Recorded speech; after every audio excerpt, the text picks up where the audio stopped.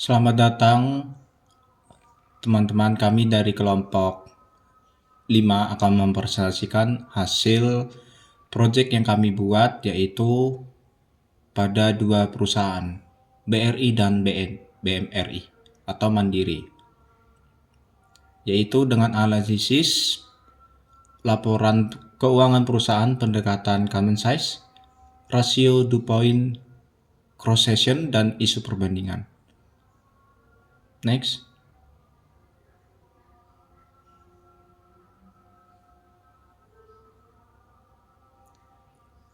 Dari hasil yang kami buat, yaitu pendahuluan, termasuk dua perusahaan yang kami lakukan.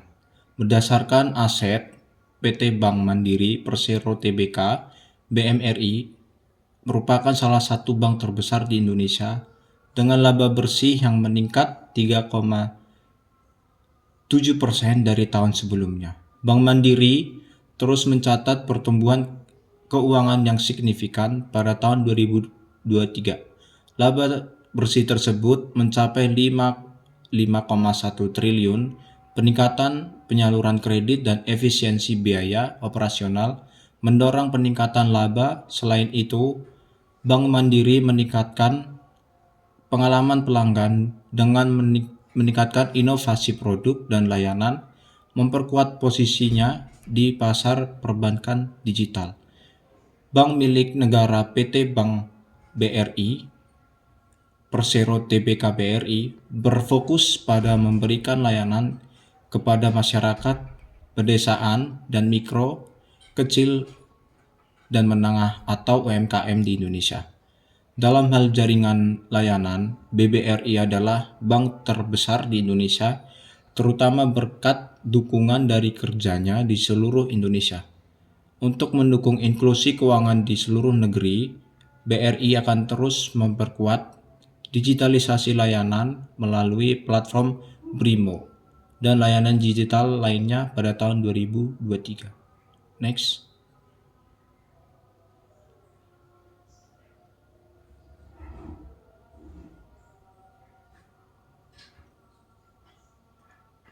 Untuk slide analisis kami serahkan ke Victor. Oke, untuk selanjutnya yaitu isu perbandingan, yang dimana pada kinerja keuangan BBRI menunjukkan kinerja yang lebih baik dibandingkan BMRI dalam aspek keuangan, seperti dalam laba bersih yang dihasilkan oleh kedua perusahaan tersebut. Nah, yang kedua, pertumbuhan. Dalam tingkat pertumbuhan, lebih baik pada perusahaan BBRI, lebih tinggi dalam strategi ekspansi.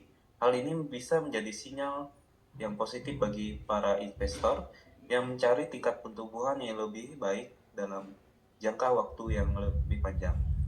Dan yang terakhir itu kesimpulan, dalam kinerja keuangan BBRI menunjukkan kinerja yang lebih baik dengan profit yang lebih tinggi dibandingkan BMRI.